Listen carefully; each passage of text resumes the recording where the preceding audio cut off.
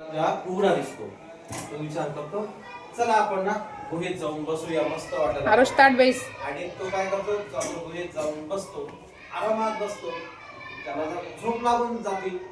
नंतर काय तिथं गुहा असते कुणाची वाघोबाची थोड्या वेळात वाघोबा येतो दरवाजा वाजवतो ठोठावतो दरवाजा पहिल्यांदा दरवाजा बघतो तर काय दरवाजा बंद दिसतो त्याला तो म्हणतो अरे मागे कोण शिरलं मग तो दरवाजा ठोठावतो आणि विचारतो वाघोबाच्या घरात कोण शिरलंय बापरे वाघाची म्हणजे आरोळी ऐकून ससुल्या मात्र घाबरतो तू काय काय करावं बरं विचार करतो आणि मग काय तो म्हणतो थांबा आणि थोडस डोकं लावूया आणि मग तो म्हणतो सुसून सुसून के डुबक्या मारी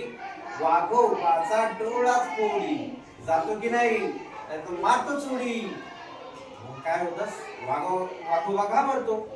वाघोबा आपला वाघ पळत पळत सुटतो आणि मग काय त्याला कोण भेटतं उंट कोण भेटतं उंटाला घेऊन वाघोबा तिथे येतो उंट म्हणतो थांबा मी बघतो मी ठोठावतो दरवाजा मग उंट म्हणतो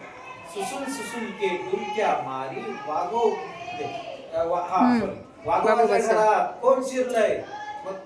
ससुला उंटाचा आवाज ऐकतो आणि तो म्हणतो थांबा थांबा याला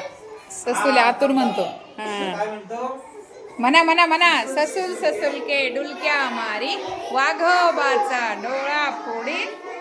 उंटाची तर मानच मोडील चल फूट नाहीतर मारतोच उडील.